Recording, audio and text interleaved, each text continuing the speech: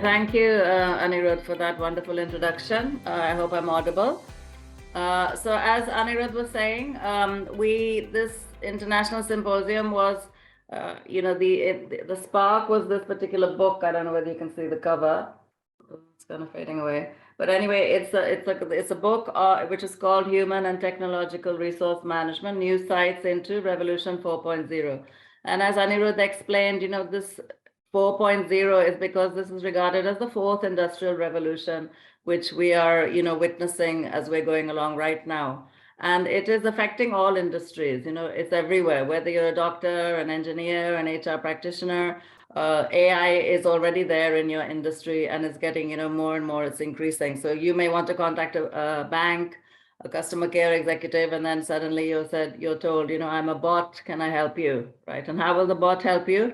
By picking out keywords in your whatever chat it is, right? So it's everywhere. It's pretty much omnipresent out there, and it's increasing day by day. So we're talking about machine learning, we're talking about big data, we're talking about so many things which are happening, and very exciting times, of course. But there are two sides to the coin. So while there is a huge amount of technological advancement, which hopefully will increase efficiencies in the workforce, it could also lead to jobs being lost, and not just lower end jobs, because one tends to think if things get automated like a car, then you won't need a driver. But even high end jobs, like say a medical practitioner, I mean, if you get AI to go through hundreds and hundreds of say medical articles, and they come up with a more they come up with a solution to your medical problems which has less likely to harm you, for example,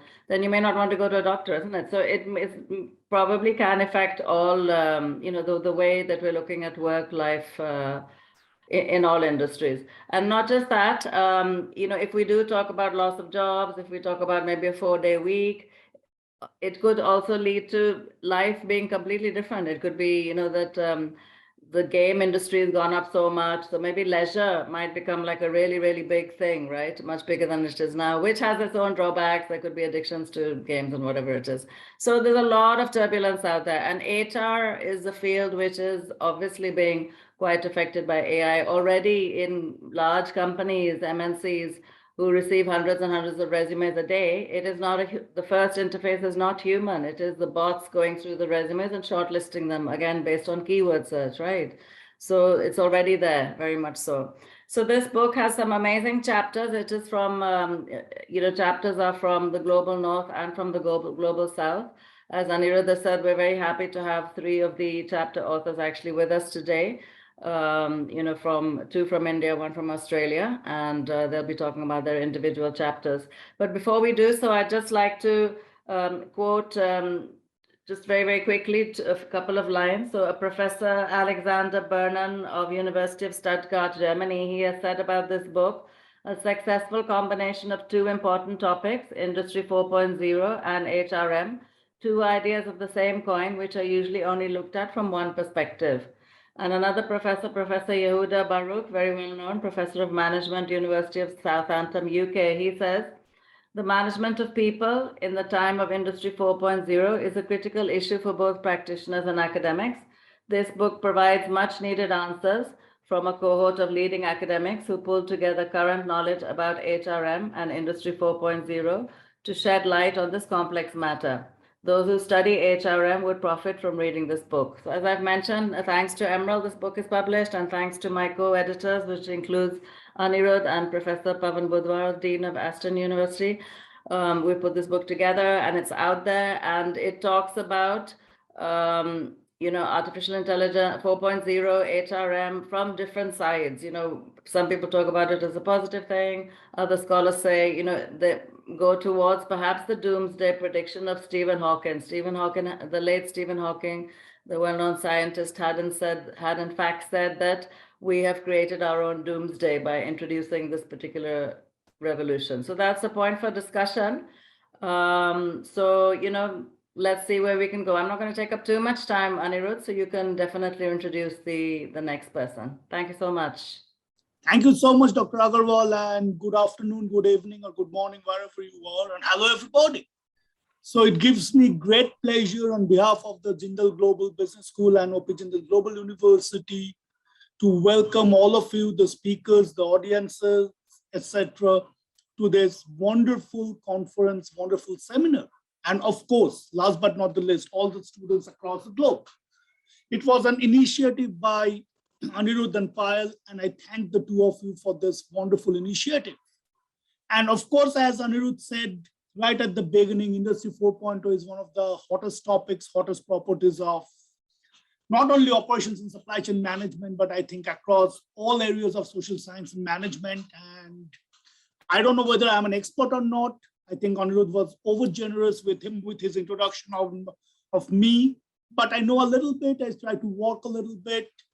And of course, I have been working not only on Industry 4.0 and supply chain management, but I have been working quite significantly over the last 4.5 years, with a couple of colleagues at Jindal Global Business School on knowledge management and knowledge sharing, which kind of dovetails into human resource management and organization behavior.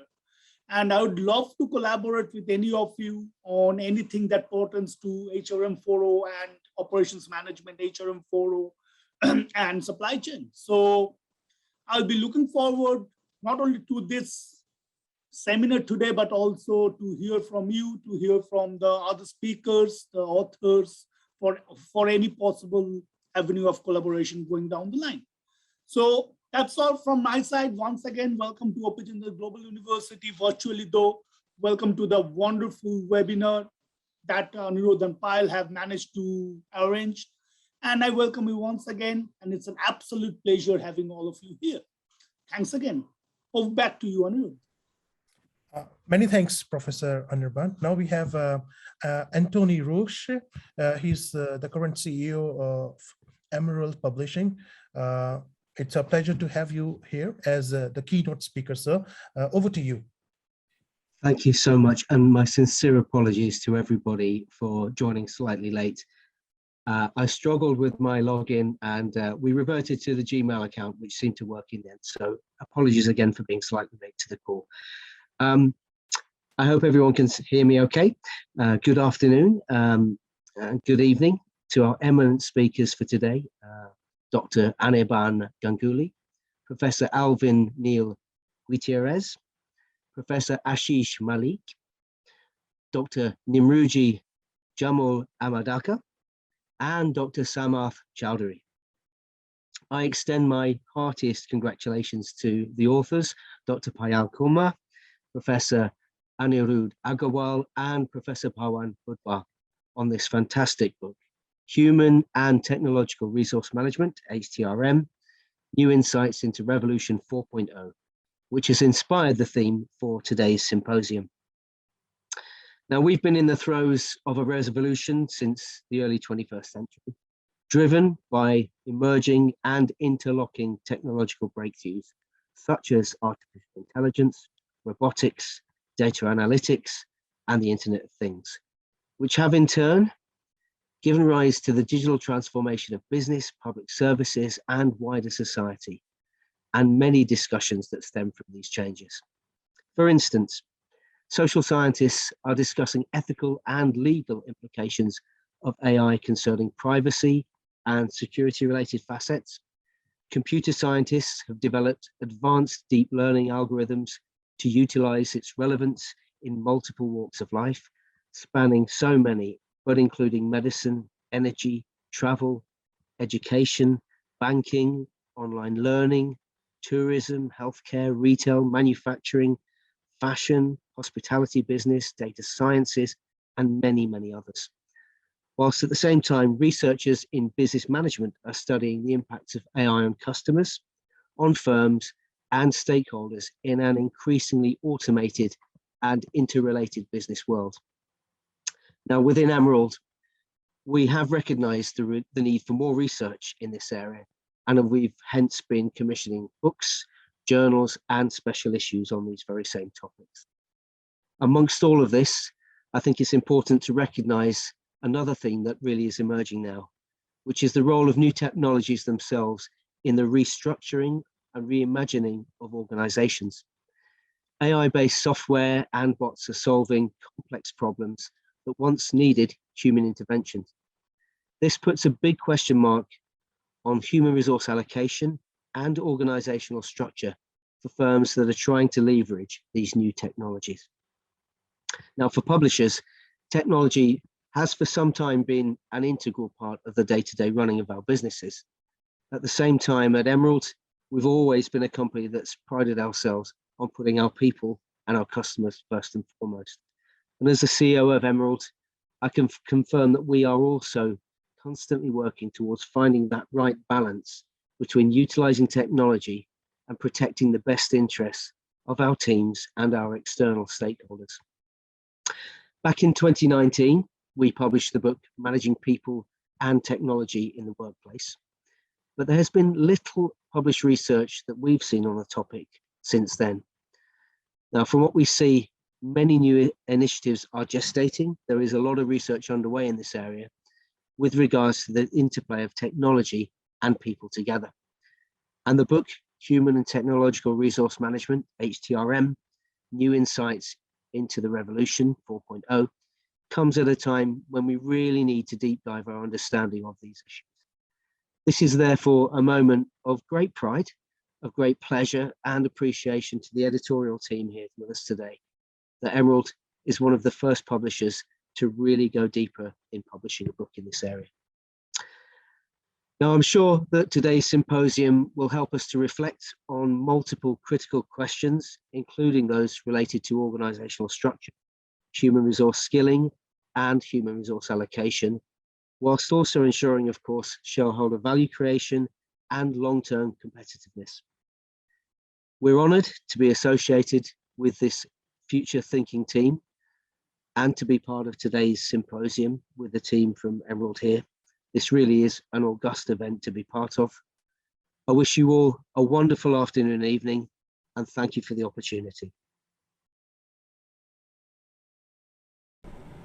Thank you so much, Tony Roche. If I could just quickly add, Anirudh, I must be, Anirudh and I have published with Emerald on more than one occasion, and we must thank this publisher. We've also published with other publishers, obviously, right?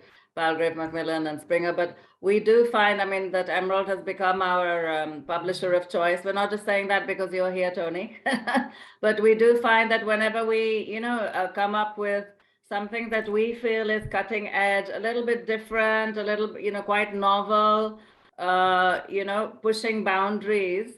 The other publishers maybe, not so sure, but Emerald is always there with us. So I do truly appreciate that. And I'm sure Anirudh does too. We found that, the cutting edge, the things on the periphery, gray areas, you're actually quite adventurous as a publisher, and you do take it up, and I truly appreciate that as an author.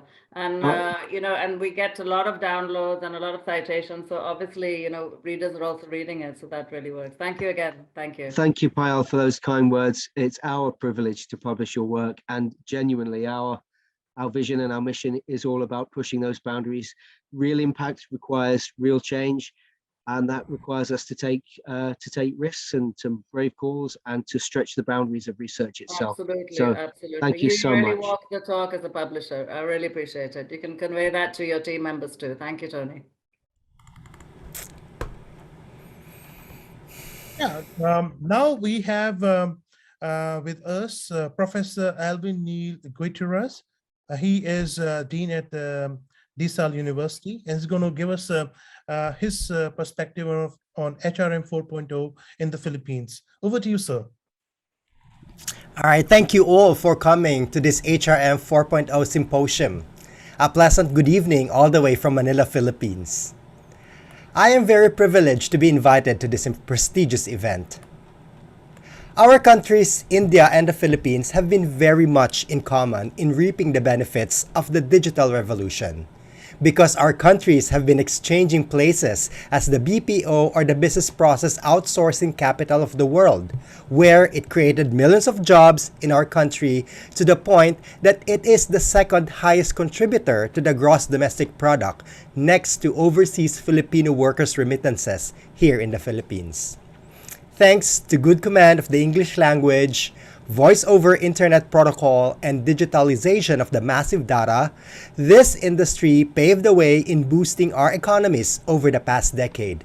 Not to mention our friends from the human resources field who are very agile at this opportunity. During my stint in this industry as an HR practitioner, I have processed thousands of applications each day, interviewed hundreds of applicants in a day, and trained fresh graduates on a massive scale to be call center professionals by the fastest means possible. As we now are in a new era of an industrial revolution, known as the Fourth Industrial Revolution, everyone in the world is getting scared. Is this another era where jobs will be replaced just like their earlier versions in the 1800s and the 1900s? Or will this be an opportunity to create new jobs? There are always two sides to the coin for every issue. For example, futurists believe that this will create new jobs that are never heard of before, while others say that unemployment rates due to the fire will be at an all-time high. This global phenomenon must be looked at through the lens of various stakeholders such as employers and the academe. Educational institutions such as ours should future-proof our graduates. Analysts say that it is no longer degrees that matter, but 21st century skills. Thus, universities must provide the future workforce with highly needed attributes in the workplace to be employable.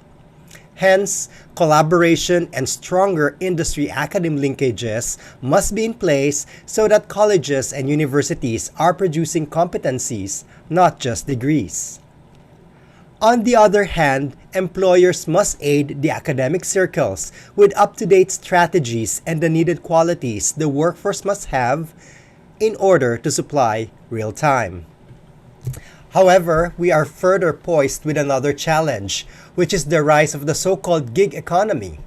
The pandemic has paved the way for the possibility of work from home, which opens so many doors for freelance workers. This will not be possible without the variables found in the Fourth Industrial Revolution. So what now is the greatest challenge and the billion-dollar question to each and every human resource and students who will be future HR practitioners in this virtual symposium? Just as we need to raise the bar in our hires to adapt to the ever-changing business landscape, we too, HR practitioners, must maintain such agility in times like this. The COVID-19 pandemic happened so quickly that big names in businesses here in our country admitted that there was no playbook for them on how to thrive in the middle of the nationwide lockdown. The fire or the Fourth Industrial Revolution was never something that they would consider, but the global pandemic forced everyone to see its optimal use. What lies ahead of us is indeed uncertain. Our country is experiencing 3.88 million jobs lost due to the pandemic. Household name companies were put to a halt. Indeed, only the toughest survive, given the significant blow of catastrophic proportions. Human resources at this day and age are now taking center stage as they help navigate the rough seas firms are now sailing. If back during the economic crisis of the 1990s, the chief financial officers are the ones leading the pack, in this pandemic, we, fellow HR practitioners, are now one of the heroes of this global pandemic. Together, we will conquer this Industry 4.0 with high hopes, as I summarize the message using the same acronym of the Fourth Industrial Revolution, or FIRE. Let's start first with F. F calls for fast action on every aspect of our HR practices, from job analysis and design to recruitment to selection, all the way to performance management and compensation. Our HR must adhere to the trying times. More so, make sure that we are paying and compensating the highly qualified skills that are needed in the workplace. I is an invitation to all stakeholders to ensure that no one is left behind. Academics, professors in the university who are abreast with the research and the discipline, and most importantly, of course, employee unions who are there that protecting their jobs being replaced. Thus, leading us to the next letter, which is R, responsible management, because we cannot be totally ignorant about humanity. We must be humanistic in our practices, most importantly in preserving jobs and making sure that these people, before they're replaced, they are having optional jobs within the workforce. More so, HR is there to train them and to make them employable in their future endeavors. And finally, letter E is to engage the academia with regards again on trends, as I stress this, and the latest breakthrough in research on the discipline. And with that, thank you once again for listening. A pleasant good evening to all. Brilliant. Thanks a lot. On fire surely fires us up. Many thanks, Professor Alvin. I would like to call Professor Ashish Malik. He's from Newcastle University. He's associate professor. He's going to talk about gig economy and HRM 4.0. Over to you, Professor Ashish. Thank you, Anirudh. I'll just quickly share my slide if that's okay. Am I allowed to? I think so. I think you're allowed to share the slides. Okay, great, excellent. So you can see the big seahorse logo, and if you can, then that is all good. Okay, so thanks once again for the invite, and it was a pleasure to work with you, Payal and Pawan. And we already have an existing program of research, particularly focusing on artificial intelligence and HR and gig economy. And it's been going on for almost 3 years. So it was good to get more scholarship rolling in that area. So I will briefly talk about what we highlighted in our book chapter, but also I'll share with you some further research that we've done since we've published the book chapter. So you get 2 bites of the cherry, so to speak. Okay, so but briefly, well, I've got a little slideshow here. I'll highlight the importance of the phenomena, and I think Anthony highlighted and Alvin also noted that it is something that we are dealing with on an ongoing basis. Its incidence is increasing, and it has huge implications for business, for HR. But more importantly, our most recent piece in the Harvard Business Review is we talk about what can participants in the gig economy do to survive in this brave new world. So this is some of the other papers that we've published in the last 12 or so months. So you can clearly see we're doing a little bit of work there. And more interestingly, the more I talk and the more I engage with people who are developing cutting edge AI applications in HRM, it creates a sense of excitement, but at the same time, it also worries me a little bit with the speed at which it is going on. And sometimes things are just slipping through the cracks, and that is a worry. So I'll quickly, given the time that we have, I'll talk about, first of all, the importance. So as the previous presenters have already set the scene, it is an important area, and the businesses, individuals, and groups and civil society is using the platform of the gig economy for a range of activities.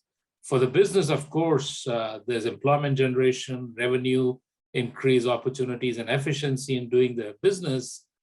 But in terms of how they are also designing, or rather redesigning and reimagining work, is a big issue in terms of how they allocate the new resources. So the traditional modes of hiring, training and development and retaining people are getting disrupted significantly, almost to the point that we are seeing a commoditization in human resourcing models. So you can just about acquire a product or a service rather than do things in-house.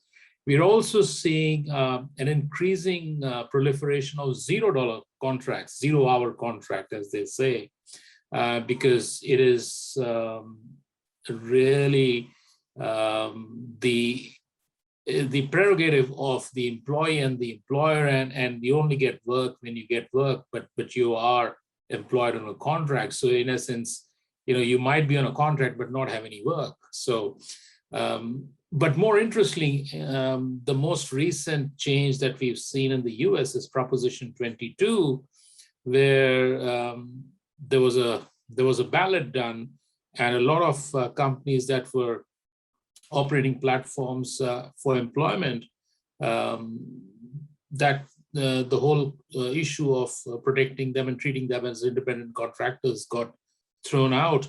But then the more recent panel that heard them in the court of law found out that really that's unconstitutional. So they're pretty much back on the same conditions, which is heartening because the earnings dropped of all the gig operators from something like $30 to $35 an hour to $8 or $9 an hour, which is not even minimum wage or subsistence levels. So more work, of course, will be required from a regulatory perspective, but also from an internal HRM functional perspective. What we are seeing is the questioning. Some of my senior HR colleagues who are in IT industry, they're saying we might not have an HR function in the way we conceive it at the moment. We might have CEOs, Chief Employee Experience Officers, rather than CHROs. Or we might have Chief Virtual Hiring Officer. Some strange combination of new roles might emerge. So nothing to get worried about for our student audience.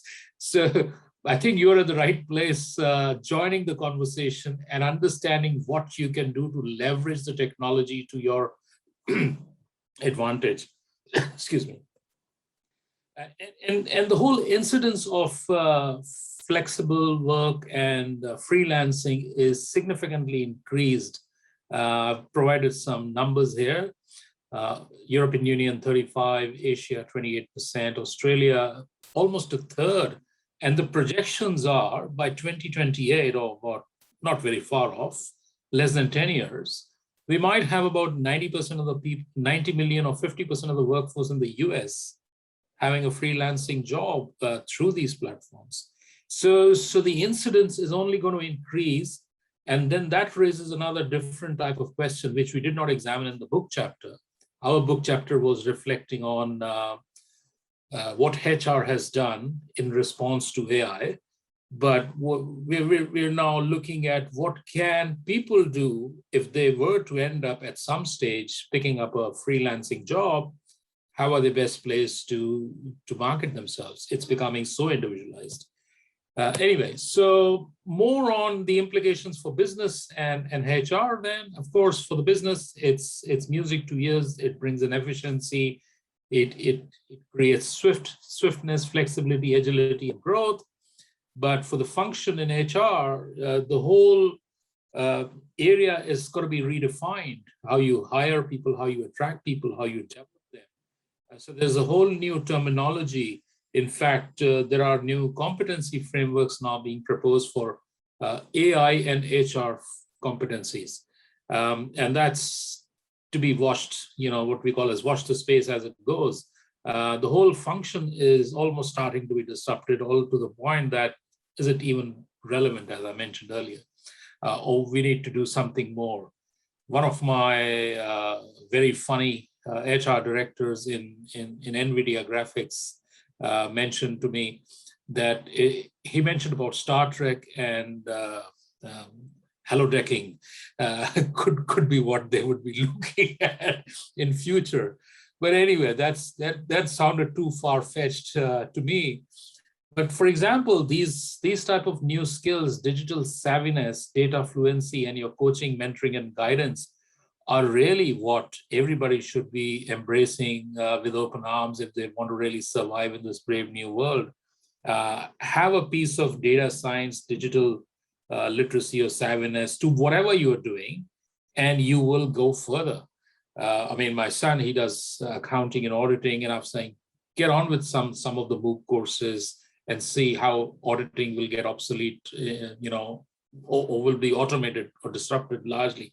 So you have to reinvent yourself, and the HR function has to provide that support to people. And this is what I was talking about earlier, and I'll probably finish with this slide, here is with this proliferation of gig economy and freelancing and their stupendous growth that we are seeing, we thought we'll we did a bit of work and collected some data about the people who are participating and what are their challenges and how can they market themselves better, and they can safeguard their interests better. So this got published earlier this month in HBR. So we got some pragmatic tips in the paper about how do you know your worth, how do you monetize your skills, how do you pitch yourself in the freelancing market, given that 1 in 3 or 1 in 2 people are going to end up sometime doing aspects of it. So we came up with this 4-point framework. So know your worth, what you are, how you're going to cost yourself, how you're going to project yourself to the users of people in the gig economy, rather than just having that critical bent of mind and saying, okay, the doomsday is here, it's going to end, it's going to create more panic and more chaos. I think there's an opportunity also. So I'll do the positive spin here.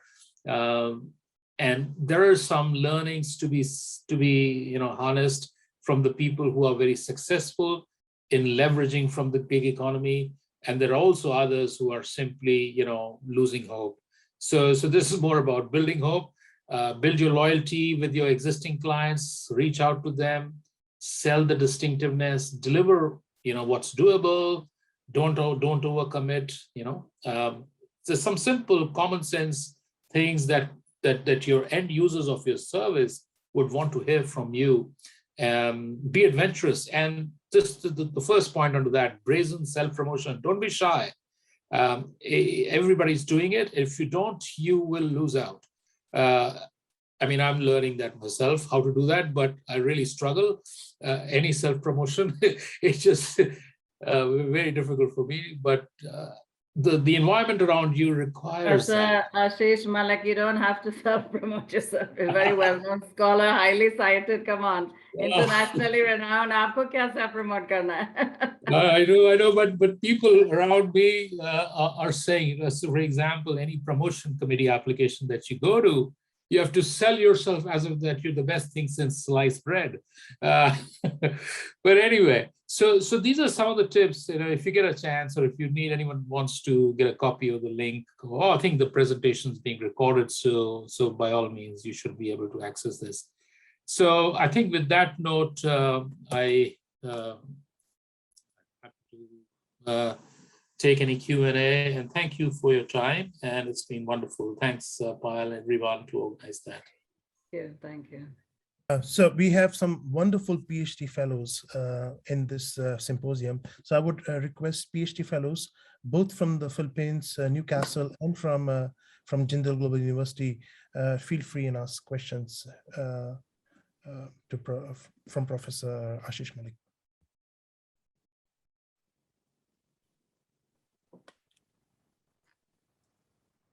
I hope I've not scared everyone.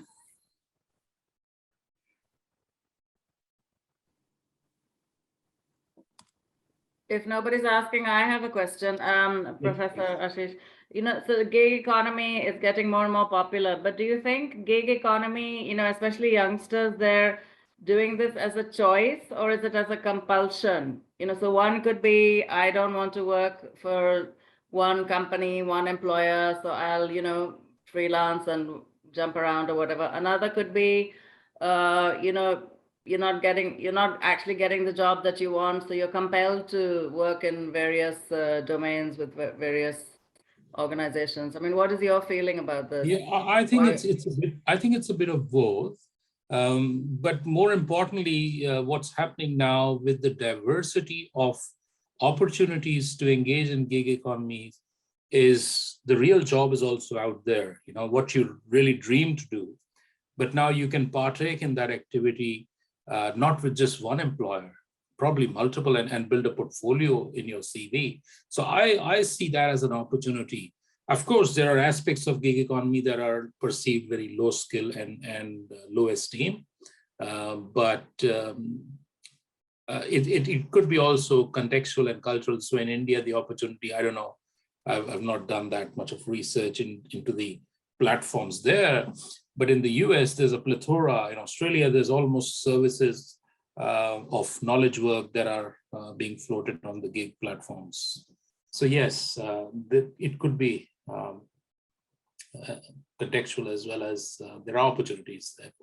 So why I ask is because I happened to be having a conversation yesterday with one of my former colleagues who used to report into me, and she was telling me that due to the pandemic, she left her job and she went to a different city, to Calcutta, to her hometown, to stay with her parents, because health was of paramount importance, health and safety.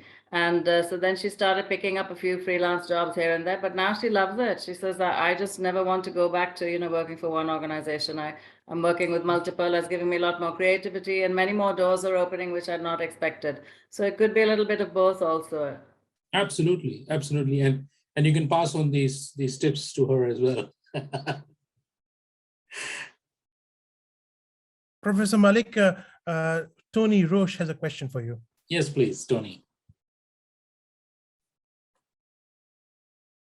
Tony, you might be on mute. Sorry.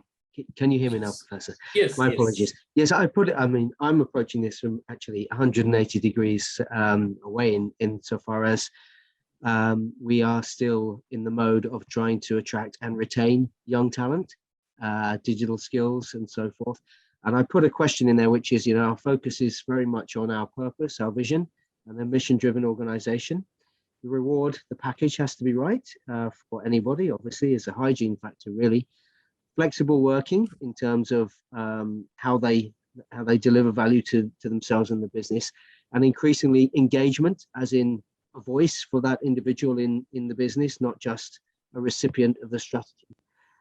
So I was interested in your perspectives, because we don't offer a lot of short-term work, gig type work or project work. We're still very much trying to attract and retain talent. So any thoughts on, if you were flipping this from the perspective of the employer, how do we retain these people who want to get loads of experience in lots of settings and don't come from a world like I did of, this is my career path and I see myself on this single vertical with one or two businesses? Long question, but I hope that makes sense.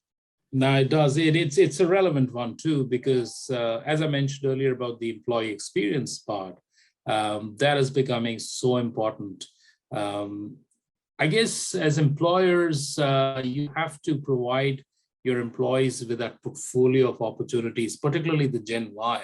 They're more hard to retain, and they always want more, and they want diversity of experiences. So some of the large tech companies already do that, in the sense they allow 1 day for your experimental life in the 5-day week. And then that's where you give them the leeway. Okay, you do 4 days with us or 3.5 days with us. And then the other bit, we will provide you with a platform to enrich your experience. But that mindset as an employer to let your employees go out, I think there's a bit of leadership and strategy comes in here. Sometimes what we find is there's a dark side of leadership that doesn't let that happen. I'll give you the example of a project that we were on in smart working, where the New South Wales government in Australia wanted to reduce congestion in downtown Sydney, where all the satellite cities were converging 8 a.m. in the morning. So they decided to set up these smart work hubs all around, the co-working spaces. But none of the employees were actually relieved to work from those places, because they thought these people would go out on the beach and have a beer. So there's that aspect of trust and the dark side of leadership. So I think people would cherish if you allow them that flexibility. And it'll be part of that overall employee value proposition and employee experience. And with Gen Y, that is a big issue. Very insightful. Thank you. Thank you. Well, thank you very much, Professor Ashish. Wonderful ending note there with know your worth, build loyalty, be adventurous, and hunt impacts. That's just tremendous. I want to introduce our next speaker to you, Professor Nimrodji. And this is one caveat here. I met Professor Nimrodji in 2004 when I was doing my internship at IIT Kanpur. And I'm pretty sure she doesn't remember me, but I am still in touch with a gang of some of the most craziest creative entrepreneurs I've ever met in my life. And so it's a pleasure to meet you, Professor Nimruji, and over to you.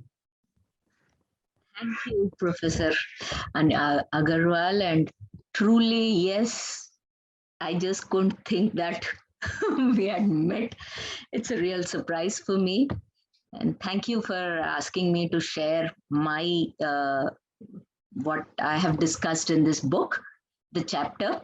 It's a little different from the kind of stuff my previous speaker, Professor Malik, had shared. This particular chapter focuses on trying to have issues that old economy firms or firms which have been used to a particular kind of practice, workforce which is quite senior in some sense, not the youngsters. How do they manage the transitions in terms of vis-a-vis the changes in technology, the changes in market, the changes that are happening, which are mostly technology driven? How does that impact? That's the background in which this particular chapter is set. It is essentially a case study. And this case study has come out of my consulting assignment. Just to let you know, I'm not sharing any PPT. I'm going to talk about this. And if there is a need, then I will just share one chart, flow chart that is there in the document itself. That I will share if anybody would want to have a look at it. So the way I would frame this problem is, you have a company, let's say, that's been working for the last 30 years, 40 years, 50, whatsoever number of years. It's got a good enough presence in the market. It's got a workforce which has been put in several decades, highly committed, otherwise very capable workforce, understands the dynamics of the industry quite well. So on the one hand, how does this workforce adapt to the new challenges that have been thrown up by the technological revolutions that have been happening? For instance, these technological revolutions can be in the field of manufacturing technologies, they could be in the field of marketing technologies, or any of the other technologies. The issue is, many of these applications themselves may not have been developed quite well. For instance, my particular case study is set within the mining and metal space.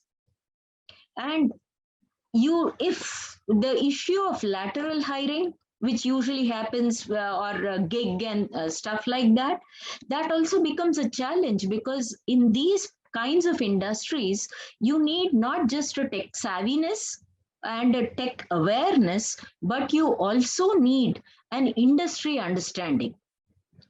So these two things have to be combined to be able to productively tap into the opportunities that are generated, or to create opportunities. Generating opportunities would also not be a proper characterization, because one actually needs to marry these two things, expertise of business and the understanding of technology, to fabricate solutions which work for those industries. And this actually means that you can't hire plug and play capabilities from the market. You may have experts who are very well versed with technology, but not very familiar with the nuts and bolts of the industry otherwise. Or you may have folks who are very well versed with the industry, but not very well versed with the technologies that have been coming about, whether it is AI, whether it is IoT, and all the other things. By the way, I am not a tech person, so I'm using some of these words about technology very loosely. So if there are any technology, people who swear by technology, please forgive me for that. I'm coming from an OB perspective. I'm basically an OB researcher. So I'm coming from that angle. So given that, the issue then happens, how do these companies try to adapt themselves into the new world of 4.0 that we are seeing? In adapting into this new world, simply plugging in as something which happens within an HR function may not be sufficient, because they have to transform their whole business per se in terms of reconfiguring their value chain, possibly, or and figuring out where the next source of value creation lies. Where is that space to add value into the business model itself? And to that extent, it becomes a enablement of a technological sensitivity, a particular kind of technological attitude that needs to be developed amongst existing top management itself, all the strategic decision makers, all the functional heads. Given that, and usually these kinds of people, functional heads or the people engaged in strategy, are people who have put in several years in the industry, and to that extent are not very well versed with the latest that has been happening within the technological domain. And that's why for these organizations, that technological skill or attitude upgradation, I'm not even wanting to call it simply a skill, because it's a little more than that. Just to give you one small example, all these top managers, this I talk about in the case also, which I've read in the chapter also I describe. This is the context in which it happens. These top managers are all able to afford the latest mobile phones, the most high-end mobile phones. Their pay packages allow them to have them. But I was doing this workshop with them where I was trying to help them figure out, navigate this problem. I had given a task where there was some 2-3 questions on a PowerPoint slide, and they were all supposed to split into groups and carry it out. So I see that all these leaders, business leaders who are designing the strategy of the organization, pick up a pen and pencil, pen and paper, and start writing the questions that they have to solve in the groups. In the same workshop, we also had young people, almost at just 1 or 2 years into the company, but extremely bright, cutting edge technology savvy and aware people. These people just picked out their regular smartphones and clicked photographs. That is where I talk about how recognizing an opportunity is also about not just knowing what a technology is. Everybody knows a cell phone has a camera, but making this connection. And that is where habits of the mind start coming into play. And therefore, it also becomes about changing mental models, developing appropriate kind of technological attitudes. So given this challenge, this particular case study company that I talk about came up with this solution of adapting reverse mentoring. We are all familiar with mentoring in the traditional sense, where senior business leaders groom the young people who join the organization. So reverse mentors, where young people are mentoring the seniors, so that essentially reversing the knowledge flow in some sense. But adapting this once again to the digital requirements. So this particular initiative had been undertaken within this organization, and yet they realized that to actually transfer and enable the creation of these digital attitudes, which enable an organization to leverage the strategic opportunities that can be created out of the emerging technologies. How does one design such a reverse mentoring program what can be the challenges that come in that? Is it simply about sufficient to put a senior person and a junior person together to enable transfer and development of attitudes? What should be the caution that needs to be exercised so that this relation between the senior as a mentee and the junior as a mentor doesn't become yet another delegation of tasks? Because the organization's power structure comes into play very, very strongly because of the hierarchical differences. And also, it's unsettling a little for seniors to come out and share their speak up saying, these are things I do not know. That's one part of the story. And for the juniors to recognize that the seniors may not know the technology per se, but they do bring in the ability to recognize a business opportunity much better than youngsters.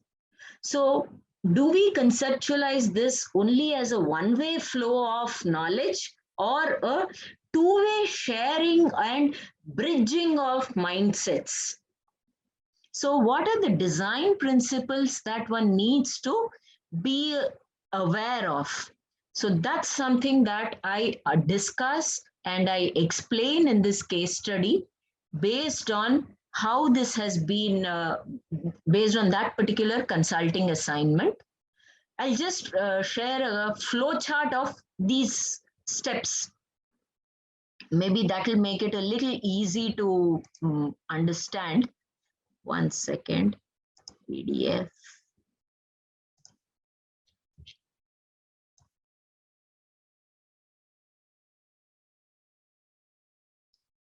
This flow chart, let me magnify. So what we have here is typically one can simply start off by trying to hire a particular kind of talent. If that is not available, then you have, once you are hiring, do you retain, or these two are again challenges in terms of hiring or retaining lateral hires. When these two are also not working, then the real issue becomes transforming or enabling the learning of existing workforce. Because you cannot simply lay off everybody. There is a lot of tacit knowledge that is already residing in the workforce that is with you, which you cannot simply transplant into new talent that you hire. There are too many things which are not necessarily codified. And in that context, retraining and rebuilding mindsets becomes extremely important to be able to survive in this digital world. And here the interesting thing is, if this has to be successfully done, HR as a function has to start playing a strategic role. Interestingly, another insight that I share in this chapter is that this entire reverse mentoring initiative was managed by the strategy function, not the HR function.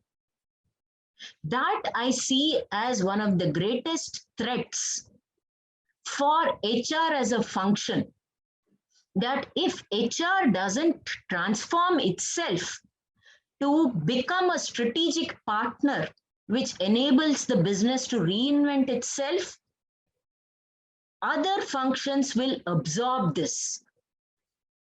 So HR needs to reinvent its value proposition, because this is a mindset that development that needs to be done. And in rebuilding this mindset, there are, of course, the usual traditional HR aspects about how to identify mentors, how to identify mentees, how to match them, how to monitor them, and so on. What kind of MIS systems you have in place, And in this part of the framework, here, once again, a lot of novelty and innovation needs to come about, because it's about designing of learning experiences. It is not just a matchmaking job. Matchmaking job is the traditional job. This innovative learning experiences where handling anxieties about careers, handling anxieties about recognizing and acknowledging ignorance, and handling the opportunities to create small wins, because that is an essential feature of all learning mechanisms, creating small wins.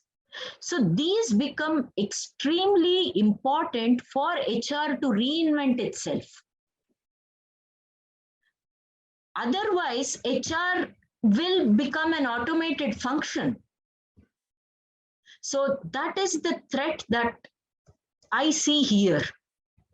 And I also see here opportunities for the function to reinvent. I mean, what can be some pathways to reinventing oneself in terms of a function. So with this, I'll stop, and if I have questions, I can take them.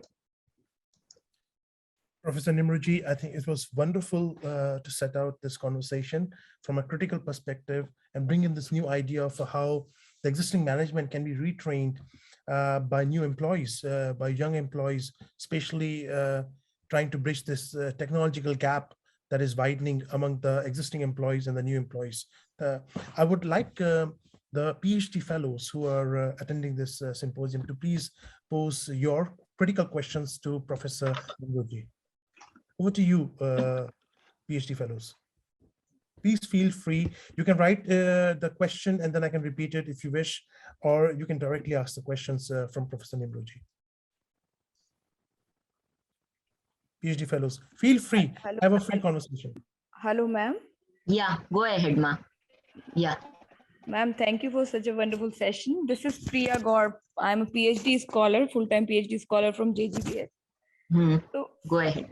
My question is, what do you think the biggest challenge with gig economy is? Is it like Hello? Yeah, I'm listening. Go ahead. Yes, is it like employee relationship, building an employment relationship, or what is the biggest challenge associated with gig economy, ma'am? See, the way I would put it, gigs have been there since forever.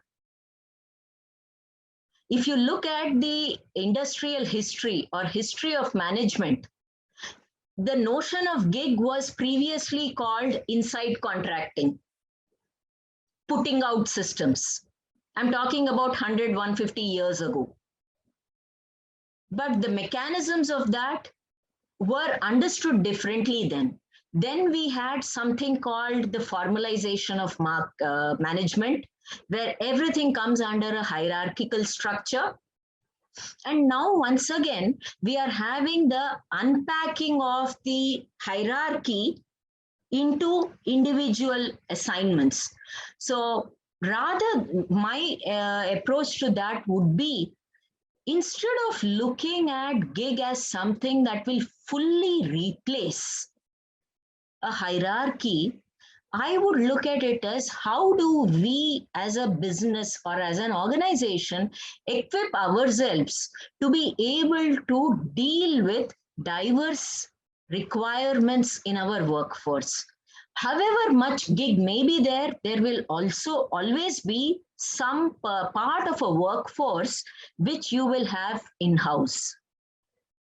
It will not fully become gig, because in global organizations, we are not working under a singular legal institutional framework.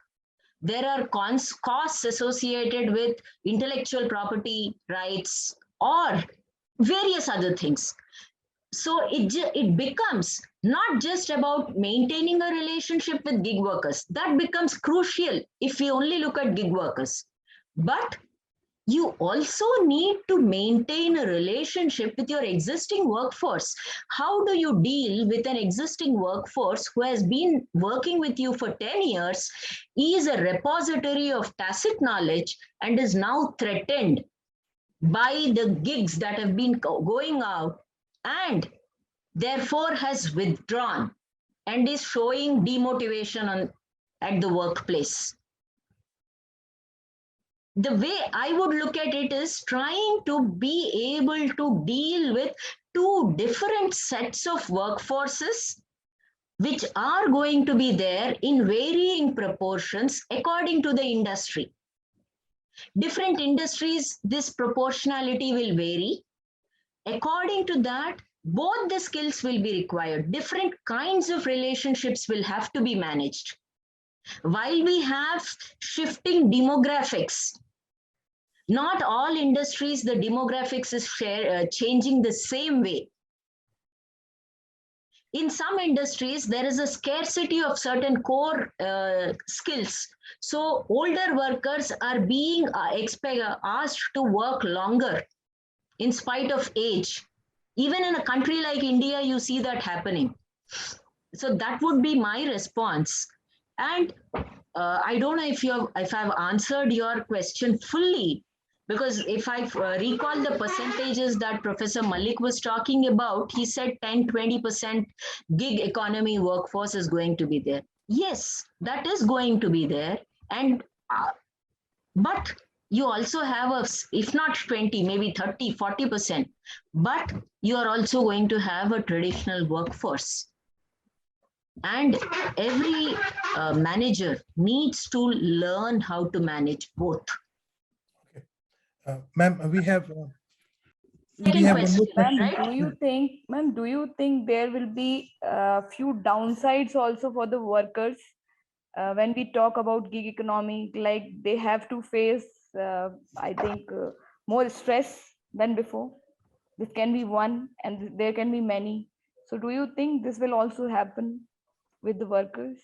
Okay, I'll respond to that. I think Professor Agarwal also is having some question. Ma'am, there's a question. Sorry, sir. Prerna Panda, because we are running out of time. We have a very crisp, so I'll combine both. That's why. So just to put it very quickly, stress, yes and no.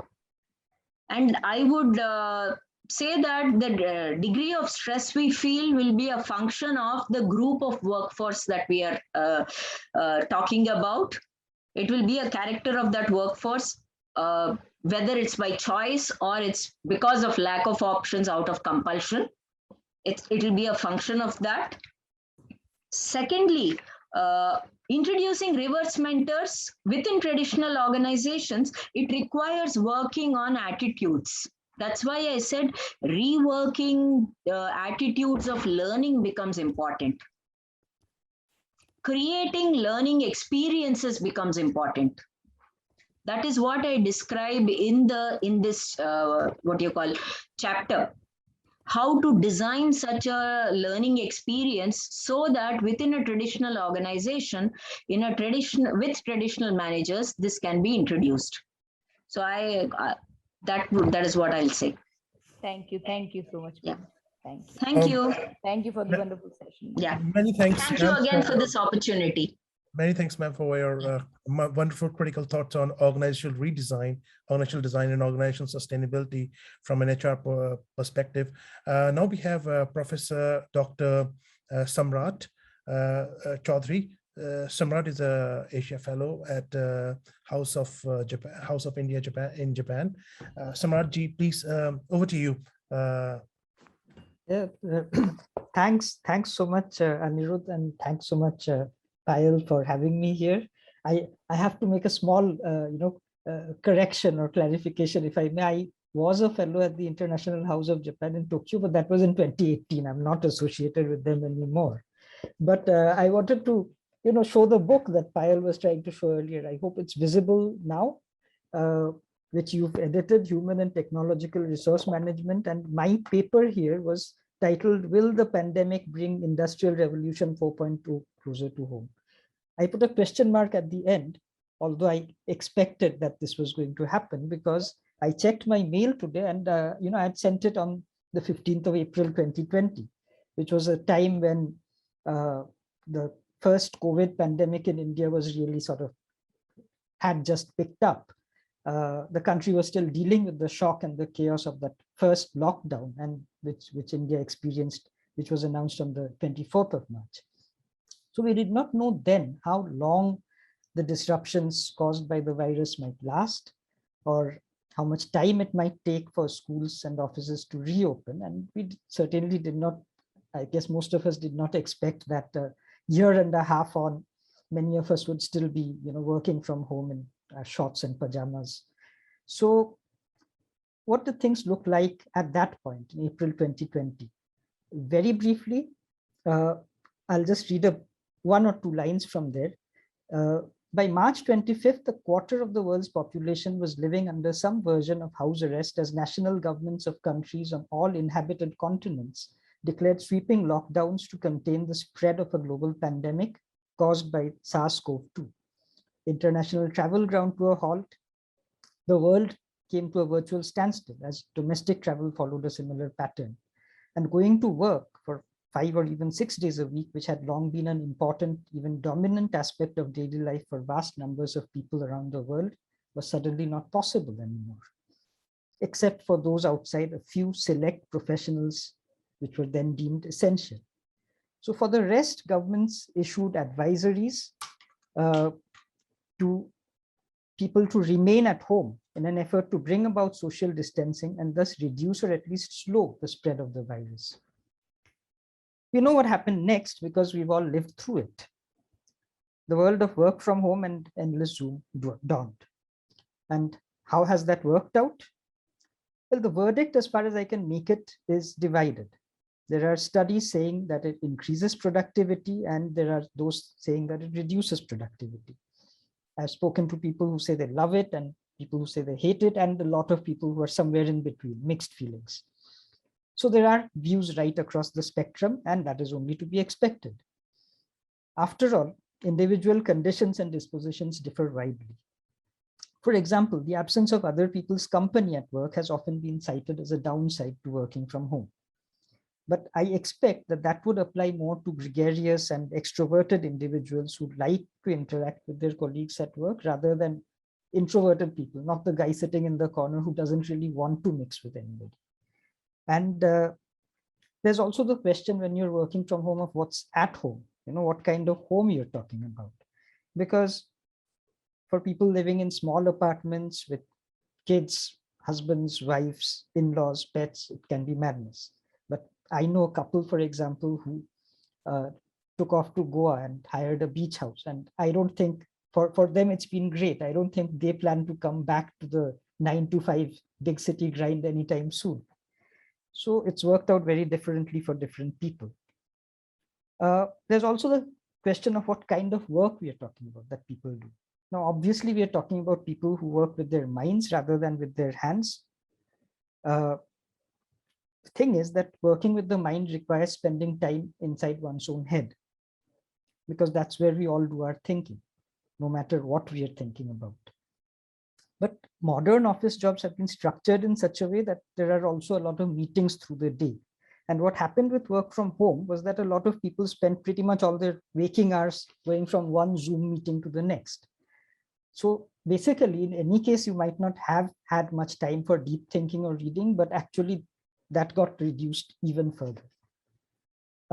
People who love meetings, of course, would swear that each of those was absolutely essential, but others might say that many of those could have just been an email. Of course, not that that would necessarily have made things any easier, because the boundaries between work and home blurring also meant that there was a general expectation all around that everybody would be checking their emails, work emails, all the time, at any time of the day or late into the evening, pretty much any day of the week. There's also another thing that crept in. Now, the tendency to monitor and control to ensure that people are at their desks, so to speak, has only grown, because there are trust issues. And so there's now a whole new industry of software and apps for tracking and monitoring remote workers. And so basically they're like spyware that people are forced to install on their computers. The work culture, especially in India, is such that a lot of bosses and employers expect workers to be available at their beck and call at least 12/7. So the idea is basically pretty much to whip work out of people in a very feudal manner. And I suspect that there are very old cultural factors that underlie this. Perhaps it goes to the roots of what is considered work, because for almost the entirety of the human history as a species, the history of Homo sapiens is about 300,000 years. Work meant physical work. For the whole history of civilization, human civilization, which is maybe 12,000 or 13,000 years after the last ice age, it still meant physical work. And for that, after the advent of empires and kingdoms, a lot of slave labor was used. Every great empire in the world essentially ran on slave labor. Now, the nature of work starts changing when you have machines with the first industrial revolution substituting muscle, for human or animal muscle.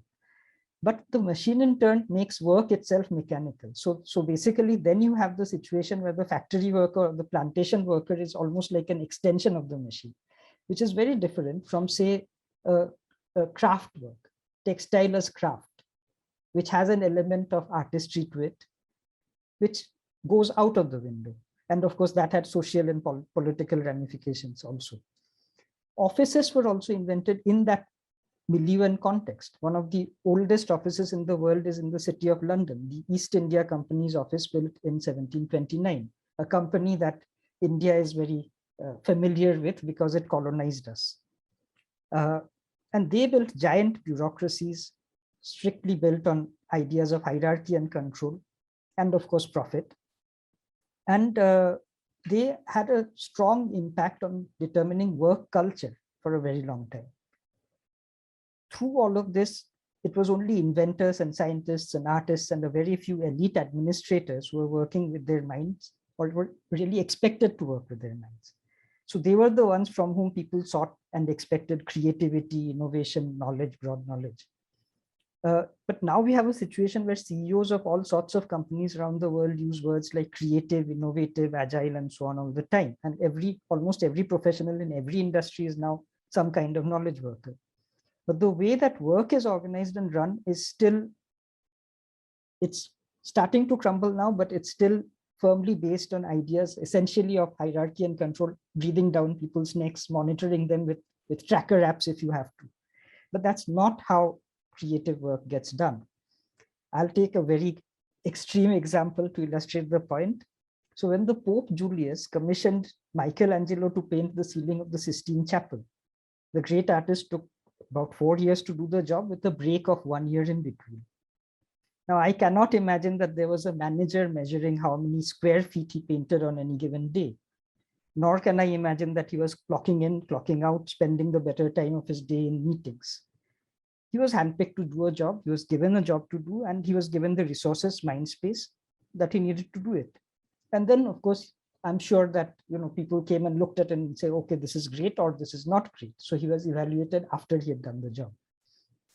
The thing that I'm trying to say is that he couldn't have been measured. The quality of his output couldn't have been measured in square feet or the amount of time he spent, because you simply cannot measure artistic output in terms of numbers. Even trying to do so would be the death of creativity. So of course, I mean, every job that a CEO thinks is creative, people doing such jobs, they're not going to become Michelangelo. They shouldn't even try. I don't think any of us should be trying to paint our ceilings at work. But the point of the extreme example is that the nature of work has changed, so that in many jobs and industries, employers are now looking for sparks of creativity and innovation and imagination, which are attributes of the human mind rather than mechanical tasks. So that is the threat and the opportunity that the latest industrial revolution has brought, which has been greatly hastened by the pandemic. When AI takes over every process-driven job there is, which may happen in 10, 20, 30, whatever number of years, there simply won't be any need for humans who lack the humanity and creative spark that separates them from the machines. So methods and habits of getting work out of people whose origins lie in factories and plantations are not going to be relevant at that point. You can install a software to track if I'm at my desk doing some drudge work, but you can't force me to have a brilliant idea or even to share it if I do, because it's in my head. The first industrial revolution changed nature into natural resources. It was a shift in worldview.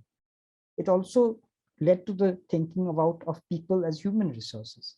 But now climate change is forcing us to think again of nature as nature. I'm beginning to suspect that the fourth industrial revolution will also force us to think of people as people. Thank you. Dr. Samrat, that's a wonderful views, extremely good, critical way of looking at things. We have a question from Elisa. Elisa, would you speak up? Would you ask the question directly?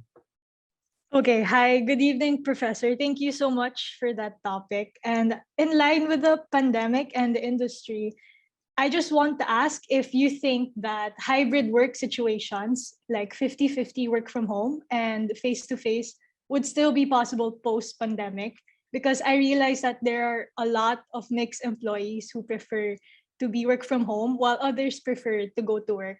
And how could companies best implement this moving forward as well? Hi, Alyssa. Well, I think it's going to stick. You know, the changes, a lot of the changes that we've seen during the pandemic are going to stick, and we are already seeing that. We are seeing big companies, starting from Google, which they're talking about people coming into work 3 days a week, to companies in India or Indian multinationals like TCS, which is talking about having only 25% of its workforce in office, all the time by 2025. So I think a lot of these changes are going to stick, and I think that hybrid is probably what we are looking at going ahead.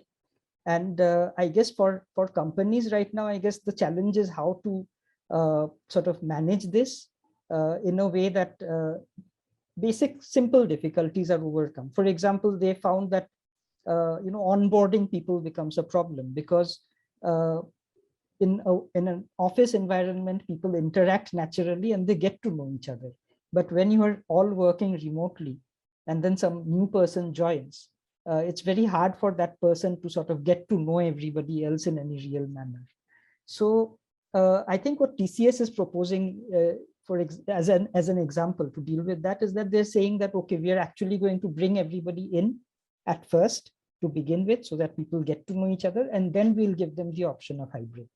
So I guess, we'll see mix and matches, and people will try their different options, and some of it is going to work. But I think the hybrid work future is pretty much here. Okay, thank you so much.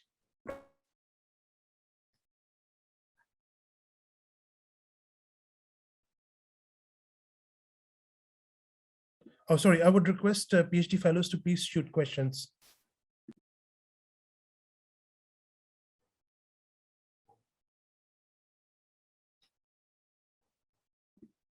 Okay, So thank you very much, Samrat. Really appreciate that. And just to let you know, I mean, like, yours was one of the last chapters that came in. We were almost about to go into print, from what I remember, and your chapter emerged, and it's a wonderful contribution to the book. And the title itself, will pandemic speeden up the industrial 4.0? Probably it has sped it up to some degree. So I'm glad since you're a senior journalist, that's the type of question we expect you to ask. And thank you once again for the contribution. Back to you, Anirudh. Thanks a lot, Professor Samrat. We're going to, we have already ran off our limited time. So I'm going to share one slide of our book chapter pile that we wrote on Industry 4.0 and the strategy for India. So I'm going to share one slide and discuss that slide briefly before we close this symposium. Let me share the slide.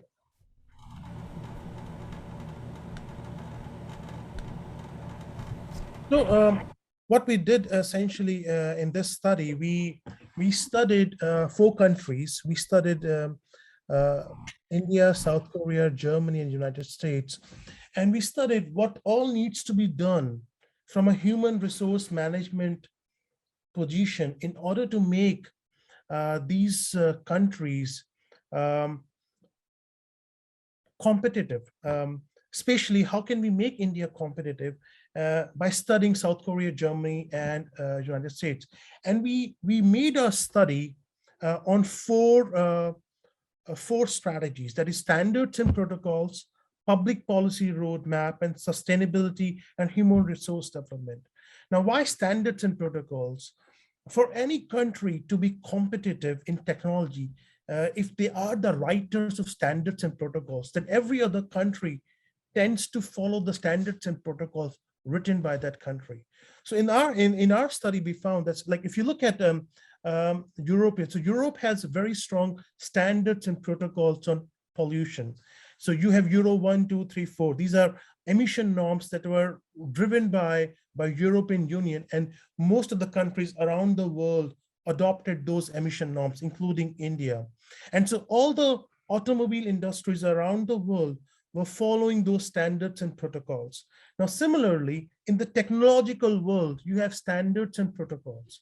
And typically, standards and protocols in the technological world are written by United States. So we have US as the driver that writes standards and protocols in the technological space. And most of the countries are following those standards and protocols. So typically, a country that writes standards and protocols, the companies within that country would be extremely competitive compared to countries that are following those standards and protocols. So here was the thing, one of the proposals we had was for the India and Indian government, Indian firms, and Global South in general should come together, form an advocacy group, and advocate for specific standards and protocols that help their industries, help their human resources to be competitive globally in the technological era. Because at the moment, the Global South, including India, is nowhere in writing standards and protocols that are needed to make sure that their human resources are competitive in global technological narratives, global technological innovation and boundaries. Then comes public policy roadmap. So Industry 4.0 was the term that was coined in Germany. And from Germany, it spread to China, South Korea, Japan, US, which are one of the most industrialized countries in the world. And because Germany was one of the first ones, it had multiple public policies that helped small-scale industries, medium-scale industries, and big-scale industries to adapt technology faster and to remain competitive. While in Global South, especially, I'm taking the example of India.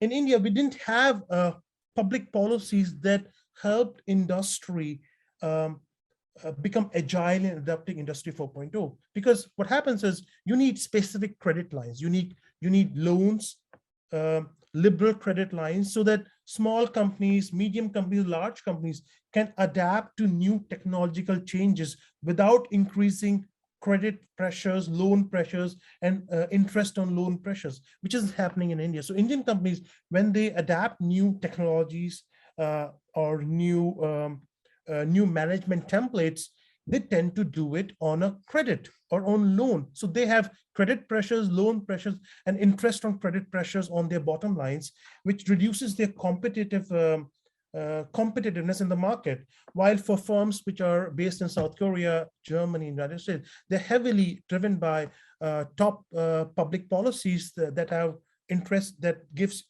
specific liberal credit lines to companies to be innovative, to be agile, and that makes them more competitive. Then is the sustainability.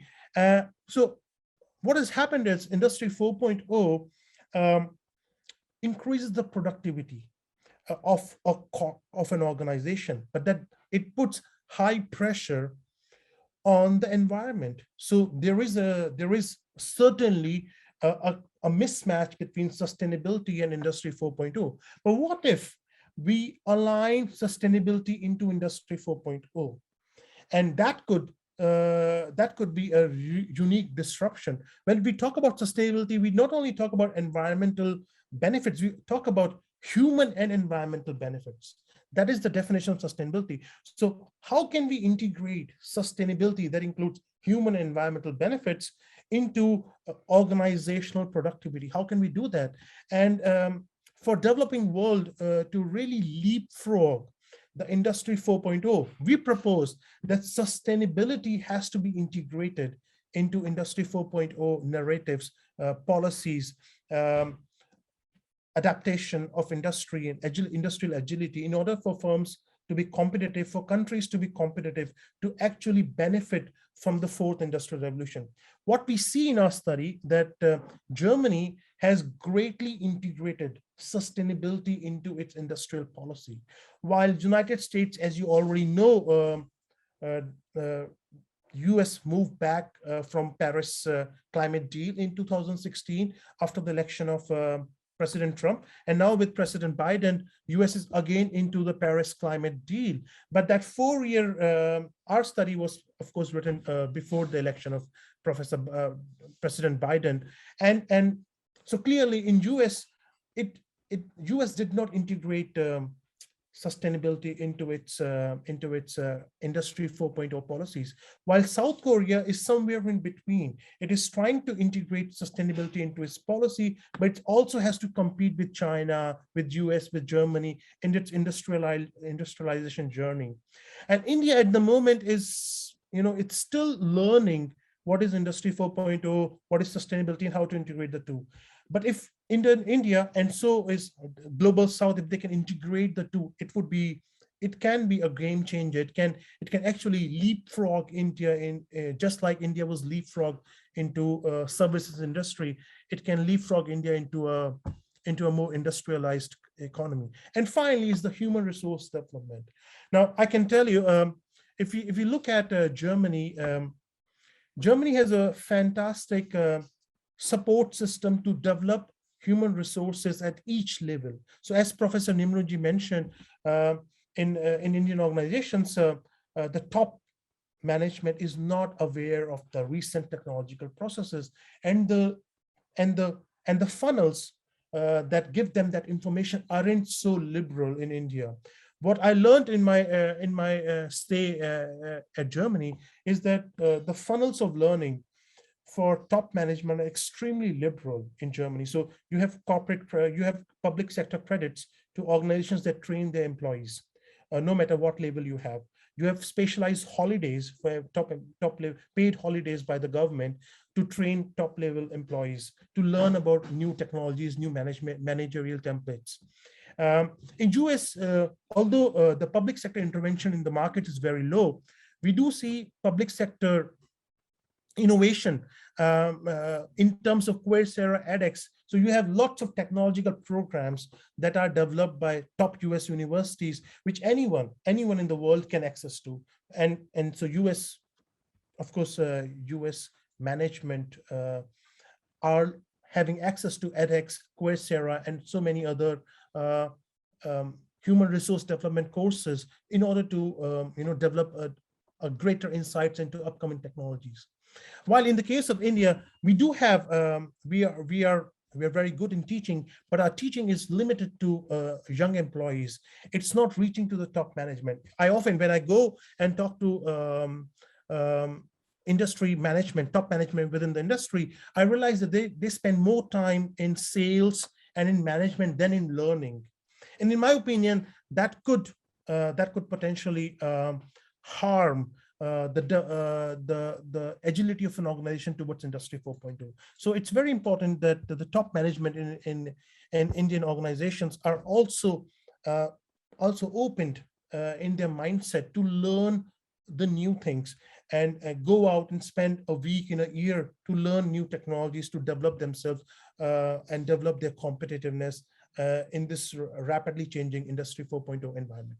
So this is what my study was about. Our study, when I say our, it's Ashish Tyagi from Frankfurt School of Management, Payal from Munjal University, now at IHM, and myself, when I wrote this, I was at Flame University, now I'm at Jindal Global University. Over to you, Payal, for your concluding. Over to you, everyone. If you have questions, please ask. I think there's one in the chat from Miss Janine Caitlin C. Professor Agarwal. It's to Professor Samrat. If Professor Samrat is there, Janine has a question to Professor Samrat.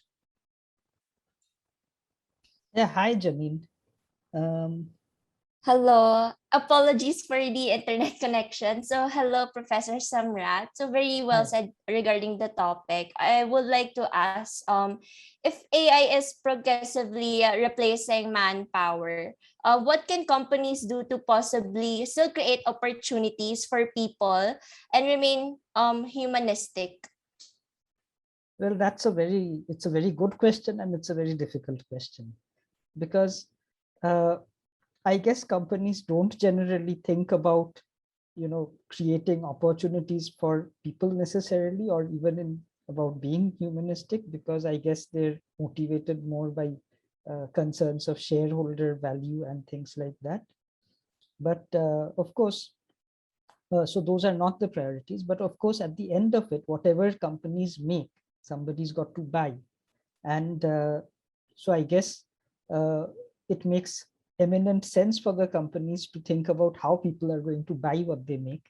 We do have governments in certain places talking about, including India, surprisingly enough, where there has been some talk of universal basic income, for example, by which everybody would simply be given a certain amount of money in the bank, so that they have at least a bit of spending power. But I guess basically I don't really have an answer to your question. I think it boils down to the further philosophical question. There's a philosophical question at the end of it, which is, what's it all for? Because if at the end of it all we have robots making goods very efficiently for other robots, and there's no room for human beings and all of it, then what is it all for? So I guess companies will have to answer that question at some point. Yeah, excellent question, Janine. There's a lot to think about, as you can see. Thank you, Anirudh. Thank you, Samrat. I'll just do quick finishing touches, and thank you for the patience of the audience. You've been a fantastic audience. So, the speakers have spoken about so many different topics, from reverse mentoring to gig economy to, has the pandemic sped this up, Revolution 4.0, and brought up a lot of issues. And I'm sure there's a lot more issues for researchers to look at, and also for practitioners to look at too. But, from what I'm seeing, it's from all the speakers, very rich contributions. From what I'm seeing, is two very important things. Number one, that probably continuous learning is going to be required. I think gone are the days where people just went to school and university, and that was end, and then work for the rest of your life till you retire. Gone are those days. We have to constantly, we keep hearing the words upskill. We have to upskill in many ways. It doesn't mean you have to necessarily go and do some formal course, like a degree or something, but you could just do a 3-month course and upskill yourself. So I think, we do need to keep upskilling, continuous learning. So I think education institutions and publishers are going to be pretty, recession-free and everything. They're going to be like hot places, I would imagine. The other thing is, I think what is going to be required very, very strongly in all industries is leadership agility. As Anirudh said, he probably sees in his research this agility in the youth, but he may not see it so much in the older generations, maybe the baby boomers. But we do need to see leadership. When I say leadership ability, I don't just mean like the head of the HR department or other departments, but I'm also talking of the C-suite leadership, who would, the CHOs and the CHROs, the CEOs, who would need to change with the times very rapidly. So I teach my MBA students about 65 styles of leadership, which are there mentioned in P. Nordhaus's book, which is great. We do tend to have our own style of leadership, but I think probably what is required in this day and age of Industry 4.0 is situational leadership, in which you change your style of leadership according to the context, according to the maturity of the teams that you're working with, isn't it? So as Professor Nirmaji brought out that very important topic of reverse mentoring. Now, reverse mentoring, you could take a youngster in the organization and ask them, could you please sit with the CEO on these, some computer applications and keep him updated? It'll be really joyous thing for somebody junior in the organization to do that. But how well would a CEO respond to that, especially in a very high power culture, high power distance society like India, like Philippines, where we have tremendous respect for hierarchy, you know, so how much would a CEO may not appreciate that at all, right?